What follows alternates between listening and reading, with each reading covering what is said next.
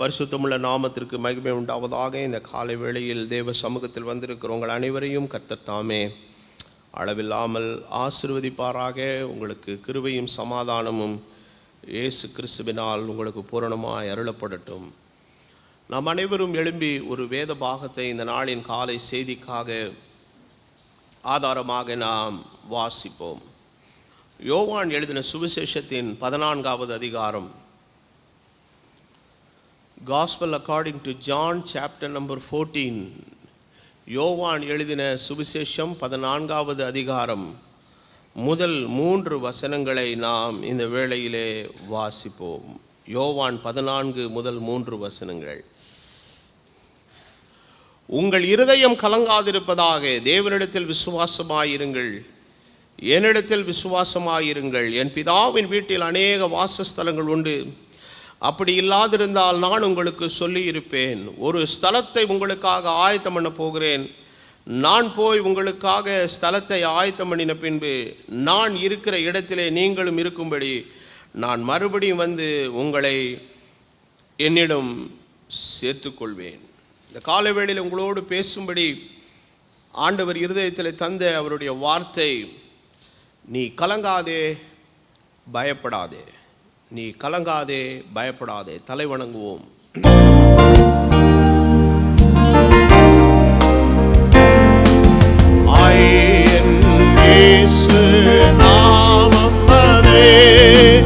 அறிவிக்க யான் புறப்பட்டு வையமெங்கோ மாலை ஊற்று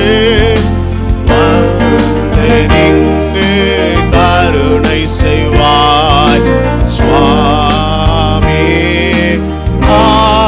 ஆமென் சுவாமி, ஆமென் சுவாமி, ஆமென். ஆதிய புஸ்தலம் அதுவே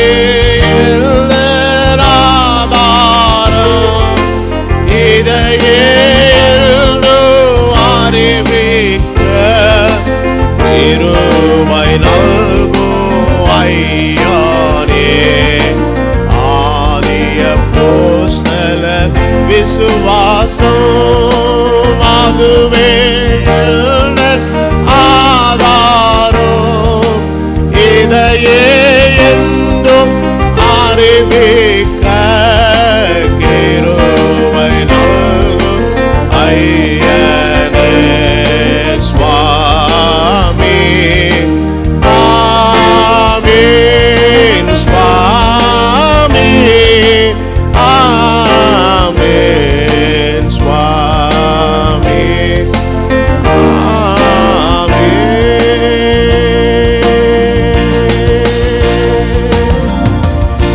எங்கள் நல்ல பிதாவே, இந்த காலை பொழுதுக்காய் ஸ்தோத்திரம். உம்முடைய வார்த்தையை நீர் எங்களுக்கு அருளி செய்யும். உம்முடைய வேத வாக்கியங்கள் தேவ ஆவியினால் அருளப்பட்டிருக்கிறது. இம்மணி நேரத்துக்கான உம்முடைய நல் வார்த்தை உம்முடைய மனவாட்டி சபைக்கு அருளப்படட்டும். அதில் எங்களுக்குள்ள பங்கை இந்த காலவேளையில் எங்களுக்கு அருள நான் ஜெபிக்கிறேன். என்னுடைய கண்காணிப்பில் நீர் கொடுத்திருக்கிற ஆடுகள் ஒவ்வொன்றுக்கும் இந்த காலவேளையிலே பிரதான மேய்ப்பனுடைய சத்தத்திற்குட்பட்டதாய் என்னுடைய ஆண்டவரே மேய்ச்சல் உம்முடைய ஜனங்களுக்கு அருளப்படும்படி நீர் கிருபை செய்யும். நயவசனிப்பான வார்த்தைகளால் அல்ல, தேவன் அருளுகிற வார்த்தையை ஆவியானவருடைய ஒத்தாசையை கொண்டு பேச இந்த இடத்துல நான் நிற்கிறேன். ஆண்டவரே, எனக்கு உதவி செய்யும். கேட்கிற உம்முடைய பிள்ளைகளை நீர் பலப்படுத்தி ஆவிக்குள்ளாக்கும். இயேசுவின் நாமத்தில் வேண்டுதல் செய்கிறேன். ஆமென். நான் வாசித்த இந்த வேத வசனம் நாம் அனைவருக்கும் நன்கு தெரிந்த ஒரு பரிச்சயமான வசனம். இயேசுவானவர் இந்த உலகத்திலே அவர் வாழ்ந்து தன்னுடைய ஓட்டத்தை இந்த மாம்சீக வாழ்க்கையின் நிலையில் அவர் செய்து நிறைவேற்ற வேண்டிய காரியங்களை எல்லாம் முடித்து அவர் பரத்துக்கு ஏறி செல்ல வேண்டிய நேரம் வந்துவிட்டது. ஆனால் அவர் பரத்துக்கு ஏறி செல்லுவதற்கு முன்பதாக உயிர்த்தெழுந்த கிறிஸ்துவாய் 40 நாட்கள் அநேகருக்கு அவர் உயிருள்ளவராக காட்சி அளித்தார். ஆனால் அந்த பாடுகளுக்குள்ளே அவர் கடந்து போகும் முன்பதாக தம்முடைய சீஷர்களுக்கு அவர் தந்த அவருடைய கடைசி வார்த்தைகள், the final counsel to his disciples, தம்முடைய சீஷர்களுக்கு அவர் தந்ததான இறுதி ஆலோசனை வார்த்தைகள் மிகவும் முக்கியத்துவம் வாய்ந்ததாக இருக்கிறது. உயிர்த்தெழுந்த பின்பு அவர் பரத்துக்கு ஏறி செல்லும் முன்பதாக அவர் சொன்ன கடைசி கட்டளை வேதத்தில் இடம்பெற்றிருக்கிறது. நீங்கள் உலகமெங்கிலும் போய் சகல ஜாதிகளை என்ன ஆக்குங்கள்? சீஷராக்குங்கள்.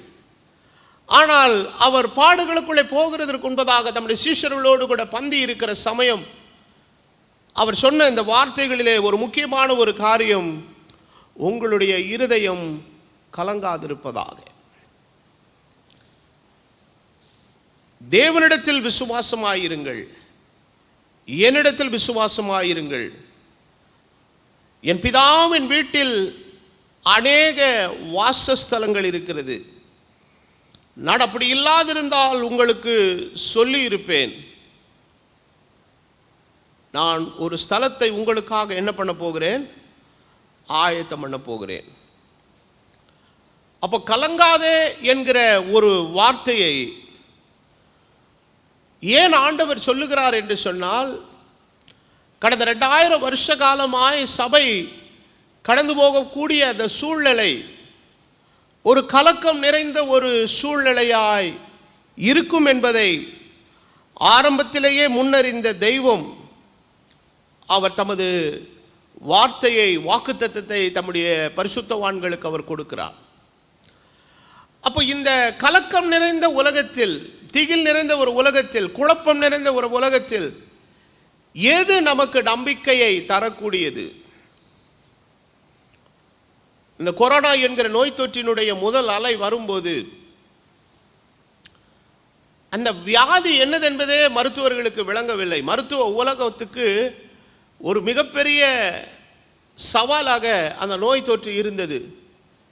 அதை கண்டுபிடித்தாலும் அதற்கு என்ன விதமான மருந்துகளை கொடுத்தால் அந்த நோய் குணமாகும் என்கிற ஒரு காரியம் தெரியவில்லை. எல்லாரும் ஒரு குருட்டாட்டமான நிலைமையிலே வெவ்வேறு மருந்துகளை எல்லாம் கொடுத்து அநேகர் காப்பாற்றப்பட முடியாமல் பல லட்சக்கணக்கான மக்கள் உலகத்தில் மரித்தார்கள். இப்பொழுது ஓரளவுக்கு அவர்களுக்கு ஒரு புரிதல் வந்திருக்குது. இப்படியெல்லாம் செய்தால் ஒரு உயிரை நம்மால் என்ன பண்ண முடியும்? காப்பாற்ற முடியும் என்கிற ஒரு நிலைக்குள்ள அவங்க வந்திருக்கிறாங்க. ஆனால் அந்த சூழ்நிலை நடுவிலே எல்லாரும் எதிர்பார்த்த ஒரு காரியம், எப்போ தடுப்பூசி வரும், எப்போ வேக்சின் வரும் அப்படின்னு சொல்லி ரொம்ப ஆசையாக இருந்தாங்க. ஆனால் வேக்சின் வந்துருச்சுன்னு அந்த செய்தி வந்த உடனே எல்லாருக்குள்ளும் வந்து சந்தோஷம், அவ்வளோதான்டா தப்பிச்சுக்கிட்டோம்டா, இந்த வேக்சினை போட்டுட்டா என்னவே வராது, பிரச்சனையே வராதுன்னு நினச்சி போட்டாங்க. ஆனால் சமீப காலங்களில் இந்த 2வது நிலையையும் தாண்டி 3வது அலை வருகிறதுக்கு முன்பதாக அநேகருக்கு தடுப்பூசிகள் போடப்பட்டிருக்கிறது. ஆனால் இப்போ இன்ஃபெக்ஷன் ரேட்டு தான் ஜாஸ்தி ஆகுது. யார் உட்பட? 2 டோஸ்கள் தடுப்பூசி வாங்கினவர்களும். ஆகவே இந்த கலக்கம் நிறைந்த உலகத்தில் எந்த ஒரு விஷயமும் நமக்கு நம்பிக்கையை அளிக்க முடியாது. அப்போ இந்த போராட்டமும் கலக்கமும் பிரச்சனையும் நிறைந்த இந்த உலகத்தின் நடுவிலே நம்மை கலங்காதபடி, பயப்படாதபடி, தைரியமாய் நிற்க வைக்கிற ஒரே ஒரு காரியம் என்னவென்றால், ஆண்டவர் சொல்லுகிறார், தேவனிடத்தில் விசுவாசமாயிருங்கள். காரணம், அவர் அளித்திருக்கிற வாக்குத்தத்தங்கள் ஆம் என்றும் ஆமேன் என்றும் இருக்கிறது. அவருடைய வசனங்கள் மாறாததாய் இருக்கிறது. அப்போ ஆண்டவருடைய வேத வசனம் என்ன சொல்லுகிறது என்று சொன்னால், யோவான் எழுதின சுவிசேஷத்தின் 14வது அதிகாரத்தினுடைய காரியங்களை நீங்கள் தொடர்ந்து பார்க்கும் பொழுது வேத வசனம் சொல்லுகிறது, உங்களுக்காக ஒரு ஸ்தலத்தை ஆயத்தம் பண்ணின பின்பு.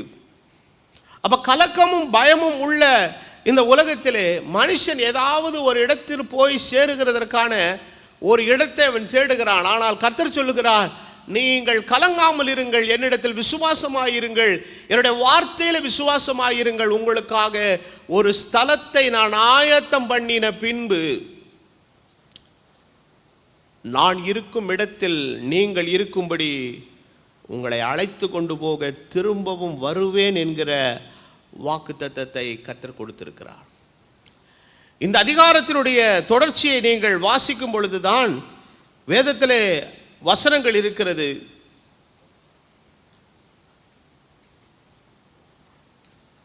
யோவான் 14வது அதிகாரம் 27வது வசனத்தை வாசிப்போம். சமாதானத்தை உங்களுக்கு வைத்து போகிறேன். இந்த உங்களுக்கு என்கிற அந்த பன்மையில் வரக்கூடிய சொல் வெறும் அங்கே இருக்கிற சீஷர்களுக்கு மாத்திரமல்ல, ஆண்டவர் 17வது அதிகாரம் யோவானில் சொல்வார், உங்களுடைய வார்த்தையை கேட்கிற யாவருக்காக விண்ணப்பம் பண்ணுகிறேன். அப்ப வேத வசனம் சொல்லுகிறது, தீமையினின்று என்ன பண்ணப்படும்படி காக்கப்படும்படி அவர்களுக்காக வேண்டுதல் செய்கிறேன். அப்போ தீமை இந்த உலகத்திலே எதை எடுத்து போடுகிறது? சமாதானத்தை எடுத்து போடுகிறது. அப்போ இன்றைக்கு ஜனங்களுக்கு என்னன்னா, we need a peaceful life. சமாதானமான ஒரு வாழ்க்கை வேணும். அது எங்க கிடைக்கும்? யார் ஆட்சிக்கு வந்தால் கிடைக்கும்? எந்த தேசத்தில் போனால் கிடைக்கும்? எந்த இடத்தில் இருந்தால் கிடைக்கும்? எதெல்லாம் நம்மக்கிட்ட இருந்தால் கிடைக்கும்? சிலருக்கு காசு இருந்தால் சமாதானம் இருக்கும், சிலருக்கு வயிறு நிறைய சோறு இருந்தால் சமாதானம் இருக்கும், சிலருக்கு ஏதாவது வெளிநாட்டில் இருந்தால் சமாதானம் இருக்கும் அப்படின்னு நினைக்கிறான். அப்போ சமாதானம் எங்கே இருக்கிறது? அப்போ இப்பிரபஞ்சத்தின் தேவனாய் இருக்கிற பிசாசானவன் இந்த சமாதானத்தை குலைத்து போடுகிறதற்கான அத்தனை வேலைகளை இந்த உலகத்தில் என்ன பண்ணிட்டு இருக்கிறாங்க? செய்துகிட்டு இருக்கிறான். அப்போ ஆண்டவராக இயேசு கிறிஸ்து தமது வருகைக்கு முன்பதாக சொன்ன அடையாளங்களை குறித்து நீங்கள் வேதத்தில் நீங்கள் வாசிக்கும் போது ஒரு காரியமும் மனிதனை சமாதானத்தோடு வைப்பதற்கான விஷயங்களே அல்ல. யுத்தங்களின் செய்திகளையும் கேள்விப்படுவீர்கள். தேசத்தின் சமாதானம் குலைகிறது, ஜனத்துக்கு விரோதமாய் ஜனம் எழுப்புகிறது, ஜனத்தின் சமாதானம் கெடுகிறது, தேசத்துக்கு விரோதமாய் தேசம் எழுப்புகிறது, தேசத்தின் சமாதானம் கெடுகிறது, கொள்ளை நோய்கள் உண்டாகிறது, தனி மனிதனுடைய சமாதானம் கெடுகிறது. அப்போ சமாதானம் கெடுக்கப்பட்டு குலைந்து போவதற்கான அச்சமும் பயமும் கலக்கமும் தீயிலும் நிறைந்த ஒரு கால சூழ்நிலையில் இன்றைக்கு நம்ம வாழ்ந்துட்டு இருக்கிறோம். அப்போ இந்த சூழ்நிலையின் மத்தியிலே கர்த்தர் என்ன பண்றாருன்னா, சமாதானத்தை வைத்து போகிறாரா. என்னுடைய சமாதானத்தை உங்களுக்கு கொடுக்கிறேன். உலகம் கொடுக்கிறபடி கொடுக்கிற பிரகாரம் நான் அதை என்ன பண்றதில்லை, கொடுக்கறதில்லை. அப்போ ஆண்டவர் அளிக்கிற சமாதானம் எப்படி வரும்? அதற்கு முந்தின வசனம் சொல்லுகிறது, பரிசுத்த ஆவியாகிய தேற்றரவாளன். He is a comforter. So ஒரு பிரச்சனையும் கலக்கமும் நிறைந்த உலகத்தின் நடுவிலே பரிசுத்த ஆவியை குறித்து வேதம் என்ன சொல்லியிருக்கிறது? அவர் என்னவா? தேற்றரவாளன். பரிசுத்த ஆவியினுடைய தன்மைகள் வேதத்திலே பல விதங்களில் எழுதப்பட்டிருக்கிறது. அவர் பலப்படுத்துகிறவர் பரிசுத்த ஆவியானவர், சத்தியத்தை போதிக்கிறவர் பரிசுத்த ஆவியானவர், பாவத்தை குறித்தும் நீதியை குறித்தும் நியாய தீர்ப்பை குறித்தும் கண்டித்து உணர்த்துகிறவர் பரிசுத்த ஆவியானவர். இப்படி பரிசுத்த ஆவியானவருடைய செயல்பாடுகள் வேதத்தில் நிறைய விஷயங்களில் நிறைய வடிவங்கள் எழுதப்பட்டிருக்கிறது. அதிலே ஒரு விலையேற பெற்ற ஒரு நிலை என்னவென்று சொன்னால், அவர் தமது ஜனத்தை தேற்றுகிற தேற்றரவாளன். கம்ஃபர்டர் என்று சொன்னால் ஒரு கஷ்டமான சூழ்நிலையில் அந்த நேரத்துக்கு என்ன அவசியமோ அதை என்ன செய்கிறவர்? தருகிறவர். அந்த கம்ஃபர்ட்டுக்கு இன்னொரு ஆப்போசிட் என்னன்னா டிஸ்கம்ஃபர்ட். அதை தனியாக சொல்லணும்னா அசௌகரியமான நிலை.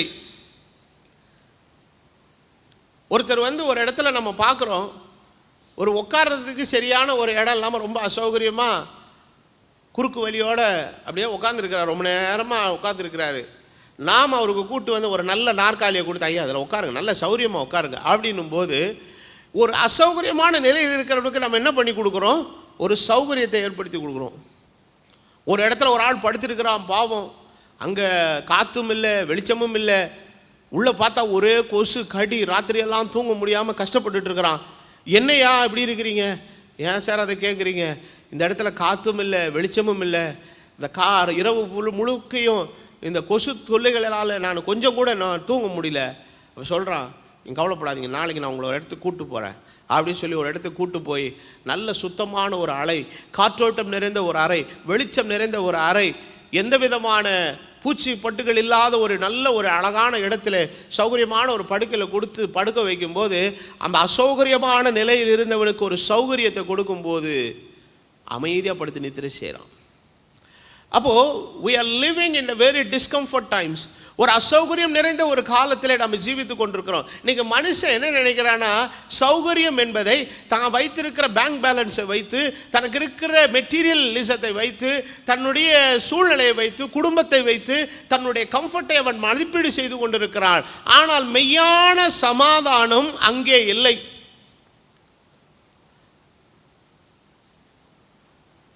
வாழ்க்கையில் நம்ம அடிக்கடி கலோக்கியலாக யூஸ் பண்ணுற ஒரு வார்த்தை இருக்குது தெரியுங்களா? அப்பாடா. என்னது? அப்பாடா. அது எந்த டிக்ஷனரிலையும் கிடையாது. அது நம்மளே உருவாக்கிக்கிட்ட ஒரு வார்த்தை, தமிழர்கள் உருவாக்கின ஒரு வார்த்தை. இப்போ நாளைக்கே அறிவிப்பு கொடுத்து பிப்ரவரி கடைசி வரைக்கும் ஸ்கூல் எல்லாம் லீவுனா உடனே அப்பாடாம்மா. இப்போ எனக்கு ஸ்கூல் திறக்கிறத பற்றி இல்லை, இந்த பிள்ளைகளை அனுப்ப பயமாக இருக்குது. என்ன ஆகுமோ ஏதாகுமோ அப்படிங்கிற ஒரு அச்சம் இருக்குது. பரீட்சையை கேன்சல் பண்ணிட்டான்னா அப்பாடாங்கிறான். பண்டிகை காலங்கள் வரும்போது வீட்டுக்கு செலவு ஜாஸ்தி இருக்கும், எவ்வளோ வாங்குறது ஒன்றுமே புரியலை. திடீர்னு ஆஃபீஸில் கூப்பிட்டு சொல்கிறாங்க, இந்த மாதம் உங்கள் எல்லாருக்கும் போனஸ் கொடுக்குறாங்களா, 2 மாதம் சம்பளம் போனஸாக கொடுக்குறாங்களா அப்படின்னோடனே அப்பா வரும்போதே அப்பாடாங்கிறாரு. So the man is always seeking some kind of a comfort in the midst of all discomforts. அசௌகரியங்களான ஒரு சூழ்நிலையின் நடுவிலே சிலர் கம்ஃபர்ட்டுங்கிற வார்த்தையை சொகுசுக்கும் பயன்படுத்துவாங்க. That man is in comfort ஜோனுங்க அப்படின்பா. அந்த அந்த ஒரே இங்கிலீஷ் வார்த்தை தான், அதுக்கு 2 விதமான தமிழ் மீனிங் இருக்குது. சொகுசுங்கிற ஒரு மீனிங்கையும் யூஸ் பண்ணிக்குவாங்க. அதுக்கு என்னதான் கம்ஃபர்ட். நான் இந்த சொகுசுங்கிற அல்லது உல்லாசம் என்கிற அந்த அர்த்தத்தில் உள்ள கம்ஃபர்ட்டை பற்றி நான் இங்கே பேசலை. ஒரு அசௌகரியமான நிலையில், பலவீனமான நிலைமையில், சோர்வுற்ற நிலைமையில், தளர்ந்து போன நிலைமையில், என்ன செய்வதென்று திகைத்து கொண்டிருக்கிற நிலைமையிலே அவனுக்கு கொஞ்சம் ஒரு கசௌகரியத்தை கொடுக்குறாங்க பாருங்க. அதுதான், அதாவது தாகத்தோடு தவிக்கிறவனுக்கு ஒரு கலசம் தண்ணீர் கொடுத்தா எப்படி ஒரு மன அமைதி உண்டாகுமோ அது போலத்த ஒரு அமைதி தான் தேவனுடைய பிரசன்னத்தில் இருக்கிறது. அப்போ இந்த கலக்கமும் நிறைந்தும் பிரச்சனைகளும் நிறைந்த ஒரு அசௌகரியமான உலகத்தின் நடுவிலே தேவன் என்ன செய்கிறார்? தமது பரிசுத்த ஆவியின் மூலமாய் வருகிற தேற்றரவை நமக்கு தருகிறார். அப்போ இந்த தேற்றரவாளராய் இருக்கிற பரிசுத்த ஆவியானவர் யார்? அவர் வேறு யாரும் அல்ல, அவர்தான் தேவாதி தேவன் நமக்குள் மகிமை நம்பிக்கையாய் வாசம் பண்ணுகிறார். உயிர்த்தெழுந்த கிறிஸ்துவானவர் மகிமை நம்பிக்கையாய் நமக்குள் வாசம் பண்ணுகிறவராய் இருக்கிறார். ஆகவேதான் அவர் சொன்னார், இதோ உலகத்தின் முடிவு பரியந்தம் சகல நாட்களிலும் நான் உன்னோடு கூட இருக்கிறேன். யோசுவாவை பார்த்து ஆண்டவர் சொன்னார், கலங்காதே, பயப்படாதே, நான் உன்னோடு கூட இருக்கிறேன். மோசே இல்லைன்றதை பார்த்து நினச்சி பயப்படாத, நான் உன்னோடு இருக்கிறேன். அப்போ வாழ்க்கையில் நம்மளோட இருக்கிற எல்லாருமே தற்காலிகம் தான். இருப்பாங்க, போயிடுவாங்க, திடீர்னு சொல்லிட்டு முறுக்கிக்கிட்டு போயிடுவாங்க. யார் போனாலும் சரி, கர்த்தர் ஒரு காலம் நம்மளை விட்டு போகிறவர் அல்ல. அவர் நம்மை விட்டு விலகுவதும் இல்லை, நம்மை கைவிட. அப்போ ஒரு தேவனுடைய பரிசுத்தவானுக்கு உண்மையான கம்ஃபர்ட் எந்த இடத்துலேருந்து கிடைக்குதுன்னா, தேவனுடைய பிரசன்னத்தினால் வருகிற ஒரு கம்ஃபர்ட் இருக்குது பாருங்க, அதுதான் மெய்யான கம்ஃபர்ட். இந்த கம்ஃபர்ட்டை குறித்து தான் அப்போஸ்தலன் இன்னொரு இடத்துல சொல்லுகிறார், அவர் உங்களை விசாரிக்கிறவரானபடியால் உங்கள் கவலைகளை எல்லாம் அவர் மீது என்ன செய்யுங்கள்? வைத்து விடுங்கள். உங்கள் விண்ணப்பங்களை ஸ்தோத்திரத்தோடு கூட ஜெபத்தினாலும் வேண்டுதலினாலும் தேவனுக்கு தெரியப்படுத்துங்கள்.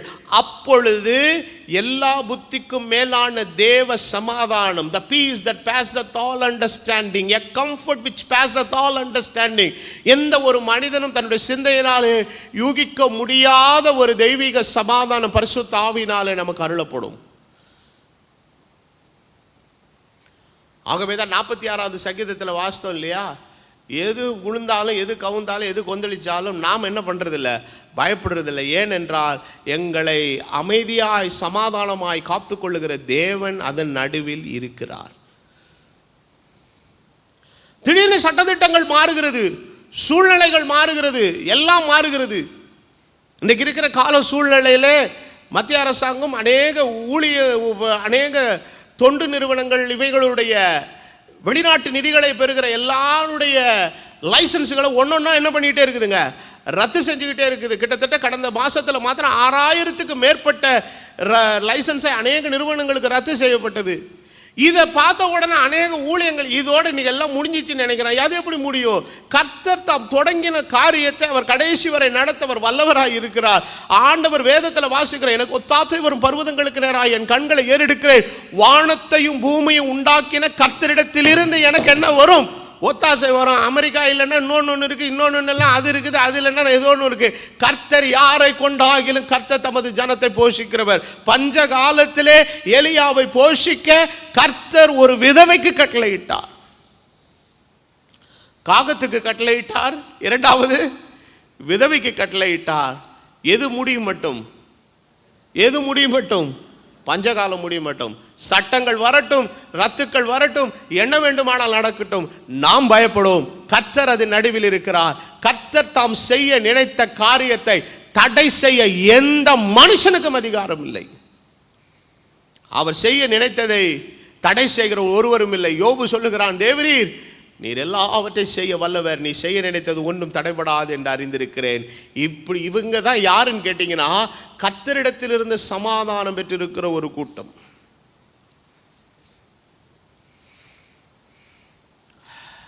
வேதவசனம் சொல்லுகிறது, என்னுடைய சமாதானத்தை உங்களுக்கு கொடுக்கிறேன். எது கொடுக்கிறபடி அல்ல, உலகம் கொடுக்கிறபடி அல்ல. உலகம் கொடுக்கிற சமாதானத்தை சன் டிவியில் தேடுறான், உலகம் கொடுக்கிற சமாதானத்தை பிராந்திய சேனல்களில் தேடுறான், உலகம் கொடுக்கிற சமாதானத்தை இன்டர்நேஷனல் சேனலில் தேடுறான், உலகம் கொடுக்கிற சமாதானத்தை நியூஸ் பேப்பரில் தேடுறான், உலகம் கொடுக்கிற சமாதானத்தை ஸ்டேட்டஸில் தேடுறான். எங்கேயும் இல்லை. அந்த சமாதானம் பரிசுத்தாவினால் வருகிற தேற்றரவின் மூலமாக மாத்திரமே கிடைக்கும். அப்போ பரிசுத்தாவியானவர் தேற்ற வர்றாரு. எப்படி தேற்றுவார்? மடியில் போட்டு லோன்னு வரா? அவர் என்ன செய்கிறார்னா, அவர் உனக்கு அருளி இருக்கிற வாக்குத்தத்தங்களை உனக்கு நினைப்பூட்டுகிறார். அவர் வாக்குத்தத்தங்களை அவர் நினைப்பூட்டுகிற தெய்வம். நிறைய நேரங்களில் பைபிளில் நமக்கு எல்லாம் இருக்குது. நம்மை கலங்காதபடி, திகிலடையாதபடி, பயப்படாதபடி நாம் தைரியமாய் நிற்கிறதற்கு வேண்டிய எல்லா காரியத்தையும் ஆண்டவர் வேதத்திலே தந்திருக்கிறார். ஆனால் நாம் பயப்படுறோம், கலங்குகிறோம், ஒரு மாதிரி திகைக்கிறோம். ஆனால் பரிசுத்த ஆவியானவர் வரும்போது என்ன பண்ணுறாருன்னா, டக்குன்னு நமக்கு எல்லாவற்றையும் அவர் நினைப்பூட்டுறாரு. அந்த வார்த்தை அவர் எல்லாவற்றையும் நமக்கு அப்பப்போ நினைப்பூட்டுக்கிட்டே இருக்கிறார். நான் இப்படி சொல்லியிருக்கிறேன்ல, ஏன் பயப்படுற? நான் இப்படி சொல்லியிருக்கிறேன்ல, ஏன் கலங்குற? நான் இப்படி சொல்லியிருக்கிறேன்ல, ஏன் பயப்படுற? இப்படி ஏன் சொல்லியிருக்கிறேன்ல, நான் கலங்காத அப்படிங்கிற ஒரு வாக்குத்தத்தங்களை ஆண்டவர் நமக்கு அவ்வப்போது நமக்கு அருளும் போது அதனால் உண்டாகிற ஒரு தைரியமும் சமாதானமும், இந்த சமாதானத்தை யாருமே என்ன பண்ண முடியாதுங்க, எடுத்து போட முடியாது. அப்போ காலாகாலங்களாய் சபையினுடைய சரித்திரத்தை நீங்கள் படிக்கும்போது ஒவ்வொரு காலத்திலும் ஒவ்வொரு விதமான சூழ்நிலையை சபையானது சந்தித்தது. சபை போராட்டங்களை சந்தித்தது, சபை உபத்திரவங்களை சந்தித்தது. வேதத்தில் வாசிக்கிறோம், சபைகள் என்ன பெற்றுதான்? சமாதானம் பெற்றிருந்தது. அப்போ இந்த சமாதானம் எங்கிருந்து கிடைச்சிச்சு? அரசாங்கத்தினிடத்திலிருந்து அல்ல, எந்த மனுஷரிடத்திலிருந்தும் அல்ல, இது கர்த்தரிடத்திலிருந்து வருகிற சமாதானம். இன்றைக்கு அனுபவிக்க ஜனங்களுக்கு தெரியல. அதனால் பயப்பட்டு என்ன செய்கிறாங்க? கலங்குறாங்க. ஏதாவது ஒரு சம்பவம் நடந்துட்டா ஆச்சு பூஜின்னு இவங்க நம்மளுங்க குதிக்கிற குதி பார்த்தீங்கன்னா பயங்கரமாக இருக்குது. ஆனால் ஆண்டவர் அளித்திருக்கிற அந்த சமாதானம் ஒரு காலம் என்ன செய்யுது? ஆண்டவர் சொல்லுகிறார், என்னுடைய சமாதானத்தை நான் உங்களுக்கு கொடுக்கிறேன். உலகம் கொடுக்கிறபடி நான் அதை கொடுக்கிறதில்லை. உங்கள் இருதயம் கலங்காமலும் பயப்படாமலும் என்ன செய்வதாக இருப்பதாக. Let your heart be not troubled and afraid. இதை இன்னொரு மொழியாக்கம் சொல்லுகிறது, be not distressed and agitated. பதஷ்டப்பட்டு நர்வஸ் ஆகி கைகால் உதறி வேர்த்து கொட்டுற மாதிரி ஆயிடாது. பி கூலியா அடிக்கடி சொல்றாள் இல்லையா? வெளிநாட்டில் இருக்கிறவன் சொல்லுவான் வாம் வெல்கம்னுவான். ஏன்னா வெளியில் பூரா குளிர் ஐஸ் கொட்டுது. ஆனால் நம்ம இருக்கிற ஊர் என்ன மாதிரி ஊர்? மேலேயும் கொதிக்குது, கீழேயும் கொதிக்குது, சுற்றுப்புறமே நமக்கு என்னவா இருக்குதுங்க, கந்தக மண்டலம் போல இருக்குது. உஷ்ண பிரதேசத்தில் நம்ம வாழ்கிறோம். இங்கே போல வாம் வெல்கம்னு சொன்னால் நமக்கு இருக்கிற சூடு ஜாஸ்தியாயிரும். நமக்கு என்னென்னா ஏதாவது கூலாக கொடுப்பா. அப்போது ஒரு மனுஷன் பதஷ்டப்பட்டு நெர்வஸ் ஆகி தடபடன்னு இருக்கிறான்னு வைங்களேன், கூப்பிட்டு சொல்லுவான், ஏய் பி கூலியா, ஒன்றும் டென்ஷன் ஆகாத, எல்லாம் நல்லபடியாக நடக்கும், ஏன் இப்போ பயப்படுற அப்படின்றான். ஆண்டவருடைய வார்த்தை அதுதான் சொல்லுகிறது, உங்கள் இருதயம் கலங்காமலும் பயப்படாமலும் இருப்பதாக. Be not distress and agitated. பதஷ்டப்பட்டு, அப்போ பதஷ்டமும் படபடப்பும் எங்கே வருதுன்னு கேட்டிங்கன்னா, தேவன் மேல் இருக்கிற விசுவாசத்தை இழக்கும் போதும் பரிசுத்த ஆவியினால் உண்டாகிற சமாதானத்தை உள்ளத்திலிருந்து இழக்கும் போதும் அது வருகிறது. அப்போ பரிசுத்த ஆவியான நமக்குள்ளே வாசம் பண்ணும்போது என்ன செய்கிறார்னா, நம்மை சத்தியத்துக்குள்ளே நடத்தி வார்த்தைக்குள்ளே வழிநடத்தி அந்த வார்த்தையினால் உண்டாகிற வாக்குத்தத்தங்களை நமக்கு மறுபடியுமாய் தேவன் நினைப்பூட்டி அந்த தைரியத்தை தேவன் நமக்கு என்ன செய்கிறார், உண்டு பண்ணுறார். அப்போது இன்றைக்கி இதை ஏன் இன்னைக்கு ஜனங்கள் பெற முடியாமல் கஷ்டப்படுறாங்க அப்படின்னு கேட்டிங்கன்னா, இன்னைக்கு ஆண்டவரோடு ஒரு நல்ல ஒரு ரிலேஷன்ஷிப் நிறைய பேருக்கு இல்லாததுனால தான். we need a closer relationship with God. அப்போ வேத வசனம் என்ன சொல்லுகிறது, 14வது அதிகாரம் 21வது வசனத்தை நீங்கள் வாசிக்கும் போது வேத வசனம் சொல்லுகிறது, என் கற்பனைகளை பெற்றுக்கொண்டு அவைகளை கை கொள்ளுகிறவனே என்னிடத்தில் எப்படி இருக்கிறான், அன்பாயிருக்கிறான். என்னிடத்தில் அன்பாயிருக்கிறவன் என் பிதாவுக்கு அன்பாயிருப்பான், நானும் அவனில் அன்பாயிருந்து அவனுக்கு என்ன செய்வேன், வெளிப்படுத்துவேன். அப்போ இன்றைக்கு தேவனுடைய ஜனத்திற்கு தேவை என்னவென்றால், the closed intimate relationship with God. தேவனோடு ஒரு நெருங்கியமான ஒரு பந்தம், பாசம், நெருக்கம், ஐக்கியம் இன்றைக்கு தேவை. அப்போ இன்னைக்கு அந்த அன்பிலிருந்து நாம விலகும் போது தேவ ஆவியானவருடைய பிரசன்னை நம்ம விட்டு விலகுது. ஆவியானவருடைய பிரசன்னை நம்ம விட்டு விலகும் போது எதை இழந்துடுறோம், சமாதானத்தை இழந்துடுறோம், கிருபையை நம்ம இழந்துடுறோம், ஆசீர்வாதங்களை நம்ம இழந்துடுறோம். அப்போ தேவனுடைய கற்பனைகளை பெற்றுக்கொண்டு அவைகளை கை கொள்ளுகிறவன் என்னிடத்தில் எப்படி இருக்கிறான். அப்போ இந்த கால வேளையிலே தேவன் சபையினிடத்தில் எதிர்பார்க்கிற ஒரு காரியம் என்னவென்றால், வாக்குத்தத்தங்களை அருளின தேவன், சிலுவையில் அவர்களுக்காக இரத்தம் சிந்தின தேவன், கிரயம் கொடுத்த தேவன், அவர்களோடு இருப்பேன் என்று வாக்குத்தத்தம் பண்ணி இருக்கிற தேவன், கடைசியில் ஒரு ஸ்தலத்தை ஆயத்தம் பண்ணி அவர்களை அந்த இடத்திற்கு கூட்டிக் கொண்டு போவேன் என்று அழைத்த தேவன், இன்னைக்கு சபையினிடத்தில் எதை எதிர்பார்க்கிறார் கேட்டிங்கன்னா, ஒரு மெய்யான அன்பை தேவன் எதிர்பார்க்கிறார். அப்போ இன்னைக்கு ஆண்டவரிடத்தில் அந்த அன்பை நம்ம எப்படி எக்ஸ்பிரஸ் பண்ண முடியும்? How can we express that love towards God? அப்போ இன்னைக்கு தேவனிடத்தில் அன்பை வெளிப்படுத்துறத நாமளே ஒரு சில கற்பனையான விஷயங்களை வச்சு இதன் மூலமாய் நான் தேவனிடத்தில் அன்பு கூறுகிறேன் என்று சொல்லுவேனே, ஆனால் நான் ஆண்டவரை அல்ல, என்னை நானே வஞ்சிக்கிறவனாக இருக்கிறேன். அப்போ தேவனிடத்தில் நான் வைத்திருக்கிற அந்த அன்பினுடைய சரியான வெளிப்பாடு எதுன்னு கேட்டீங்கன்னா, வேதவசனம் சொல்லுகிறது, என் கற்பனைகளை பெற்றுக்கொண்டு அவைகளை கை கொள்ளுகிறவன் எவனோ. அப்போ ஆண்டவர் தமது வார்த்தையை நமக்கு என்ன செய்கிறார், வெளிப்படுத்துகிறார். இன்னொரு வசனம், அந்த 21வது வசனத்தை நீங்கள் தொடர்ந்து படித்தீர்களானால், என்னிடத்தில் அன்பாயிருக்கிறான், என்னிடத்தில் அன்பாயிருக்கிற பிதாவுக்கு அன்பாயிருக்கிறான், நானும் அவனில் அன்பாயிருந்து அவனுக்கு என்ன பண்ணுவேன், வெளிப்படுத்துவேன். I will reveal unto them. அப்போ ரெவலேஷன் அப்படின்னா என்ன அர்த்தம்னா, அன்வெயிலிங், திரை நீக்கப்படுதல். அப்போ நம்முடைய உள்ளான மனுஷனில் இருக்கிற அந்த பார்வையற்ற தன்மையை, அந்த புறையோடின கண்களுக்கு ஆண்டவர் கலிக்கம் போட்டு நம்முடைய பார்வை அவர் என்ன ஆக்குகிறாருங்க, தெளிவாக்குகிறார். அவரை யார் என்று, அவர் எப்படிப்பட்டவர் என்றும், அவருடைய தன்மை எப்படிப்பட்டது என்றும், அவர் நம்ம மேல வைத்திருக்கிற அன்பு எப்படிப்பட்டது என்றும் வேத வசனம் சொல்லுகிறது. அவர் நம்ம மேல வைத்திருக்கிற அந்த அன்பினுடைய அகலம், ஆழம், நீளம் என்னதென்பதை உணர்ந்து எழுதுகிறார் பவுல். இன்னைக்கு அநேகர் அதை உணராததுனால தான் ஆண்டவரிடத்தில் எப்படி அன்பு கூறுறதுனே தெரியல. ஆகவே வேத வசனம் சொல்லுகிறது, அவர் முந்தி நம்மிடத்தில் அன்பு கூர்ந்தபடினாலே நாமும் அவரிடத்தில் அன்பு கூற கடனாளிகளாக இருக்கிறோம். அப்போ இது கடன், இது நம்ம செய்து தான் ஆகணும், இது நமக்கு கொடுக்கப்பட்ட உத்தரவாதம், இது நம்ம மீது சுமத்தப்பட்டிருக்கிற ஒரு விஷயம். தேவன் அப்படிப்பட்ட அன்பை தமது சபையினிடத்திலிருந்து எதிர்பார்க்கிறார். அப்போ அந்த சபையினிடத்திலிருந்து தேவன் எதிர்பார்க்கிற அந்த அன்பை எந்த வடிவத்தில் அவர் எதிர்பார்க்கிறார் என்று சொன்னால், தேவனுடைய சித்தத்தை, வார்த்தைகளை அறிந்து அதை எவர்கள் தங்கள் வாழ்க்கையில கடைபிடிக்கிறார்களோ, அவர்கள்தான் தேவனிடத்தில் அன்பாய் இருக்கிறவர்கள். இன்னைக்கு அன்பாய் இருத்தல் என்பது வார்த்தையினால் அல்ல, அன்பாய் இருக்கிறேன் என்று சொல்லுவதை பாடலின் மூலம் வெளிப்படுத்துவதல்ல, அன்பாய் இருக்கிறேன் என்று சொல்லுவதை பல விஷயங்களில் வெளிப்படுத்துவதல்ல. அன்பாய் இருத்தல் என்பது இன்றைக்கு தேவனுக்கேற்ற ஒரு கீழ்ப்படிதலின் மூலமாக அது அளிக்கப்பட வேண்டும்.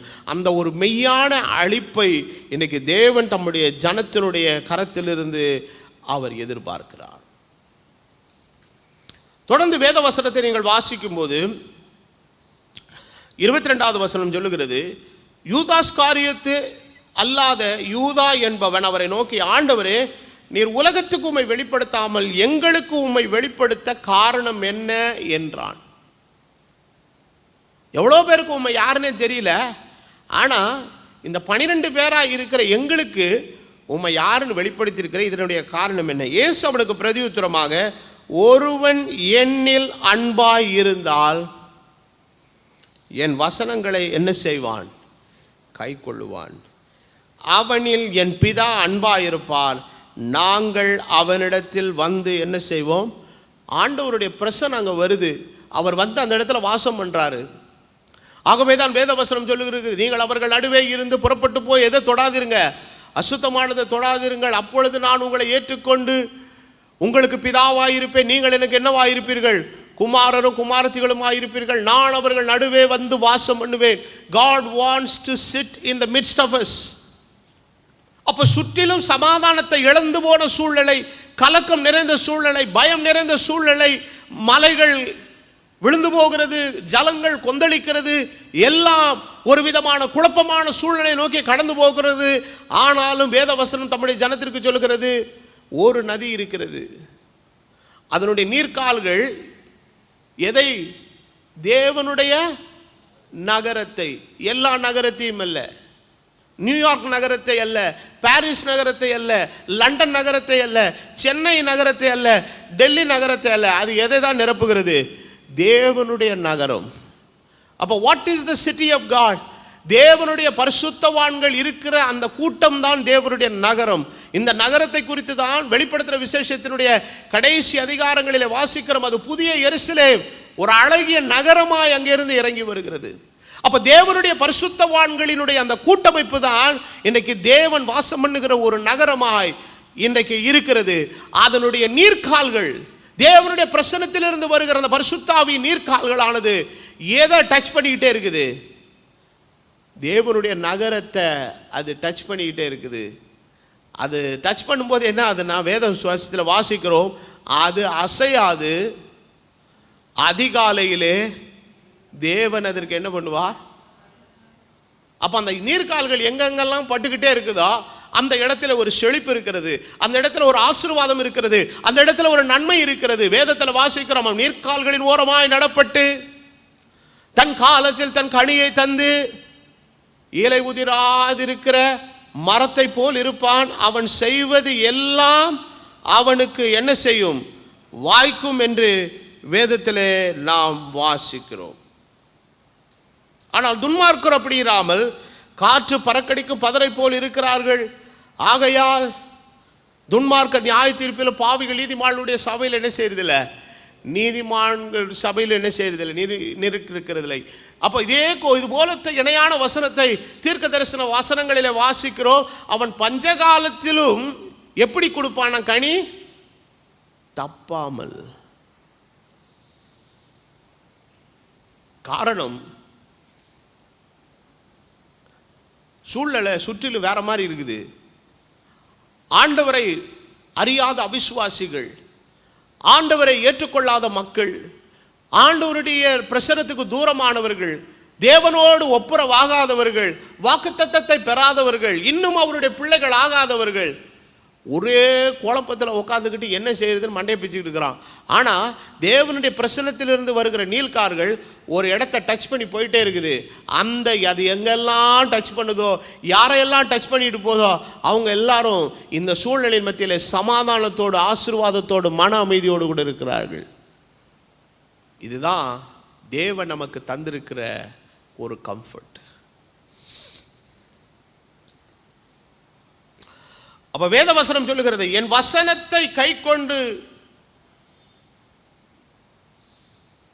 கைக்கொள்ளுவான், அவனில் என் பிதா அன்பாயிருப்பார். அவர் வந்து அவர்கள் நடுவில் வந்து என்ன பண்ணுகிறாராம்? வாசம் பண்ணுகிறார். அடுத்த வசனம் என்ன சொல்லுகிறது?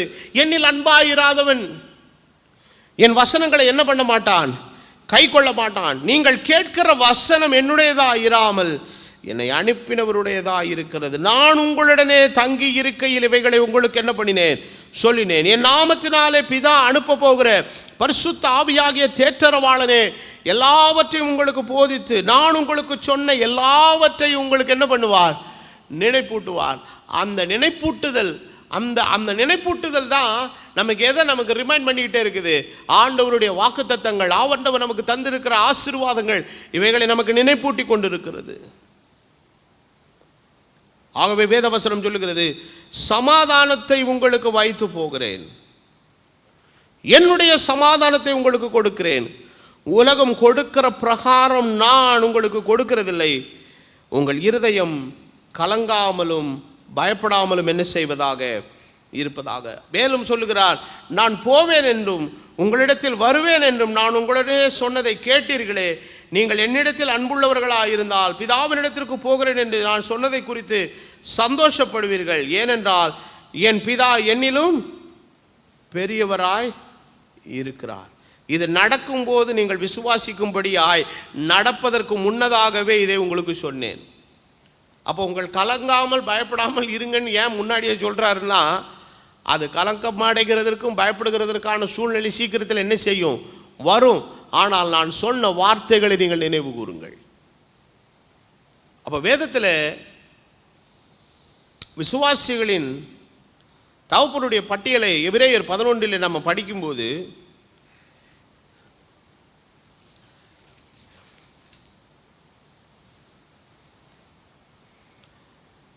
கடைசி பாகங்களை நான் உங்களுக்கு வாசிக்கிறேன். எபிரேயர் 11 32வது வசனத்திலிருந்து நாம் வாசிப்போம். பின்னும் நாம் என்ன சொல்லுவோம்? கிதியோன், பாராக், சிம்சோன், எப்தா, தாவீது, சாமுவேல் என்பவர்களையும் தீர்க்கதரிசிகளை குறித்து நான் விவரமாய் சொல்ல வேண்டுமானால் எது போதாது? காலம் போதாது. விசுவாசத்தினாலே அவர்கள் என்ன பண்ணினார்கள்? ராஜ்யங்களை ஜெயித்தார்கள், நீதியை நடப்பித்தார்கள், வாக்குத்தத்தங்களை பெற்றார்கள், சிங்கங்களின் வாயிலை அடைத்தார்கள், அக்கினியுடைய உக்கரத்தை அவித்தார்கள், பட்டயத்துக்கு என்ன செய்தார்கள்? தப்பினார்கள், பலவீனத்தில் பலன் கொண்டார்கள், யுத்தத்தில் வல்லவர்களானார்கள், அந்நியருடைய சேனைகளை என்ன செய்தார்கள்?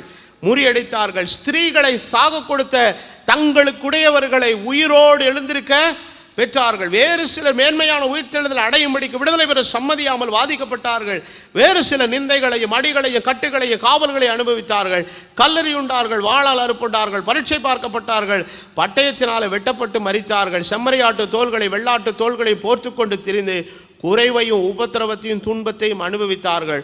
உலகம் அவர்களுக்கு பாத்திரமாக இருக்கவில்லை. அவர்கள் வனாந்திரங்களிலேயும் மலைகளிலேயும் குகைகளிலேயும் வெடிப்புகளிலேயும் சிதறுண்டு அலைந்தார்கள். இவர்கள் எல்லாரும் விசுவாசத்தினாலே நற்சாட்சி பெற்றும் வாக்குத்தத்தம் பண்ணப்பட்டதை அடையாமற் போனார்கள். அவர்கள் நம்மை அல்லாமல் பூரணராகாதபடிக்கு விசேஷித்த நன்மையானதொன்றை தேவன் நமக்கு முன்பதாக நியமித்திருந்தார். அந்த நியமிக்கப்பட்ட நன்மை கர்த்தராகிய இயேசு கிறிஸ்து. அப்போ வேதத்திலே அவர்கள் கடந்து போன எல்லா பாதைகளிலேயும் தேவனுடைய பிரசன்ன தண்டையிலே அவர்களுக்கு ஒரு சமாதானம் அருளப்பட்டிருந்தது. ஆகவே தான் ஆண்டவர் சொல்லுகிறார், உங்கள் இருதயம் கலங்காதிருப்பதாக. அப்போ இன்னைக்கு இருக்கிற சூழ்நிலை கரெக்டாக நமக்கு புரியல லாங்குவேஜ் டென்ஷன்லேயே வச்சிருக்கு. கரெக்டாக டென்ஷன்லேயே வச்சிருக்கு. வேலைக்கு போகிறவனுக்கு வேலை இருக்குமோ வேலை போயிருமோ தெரியாது.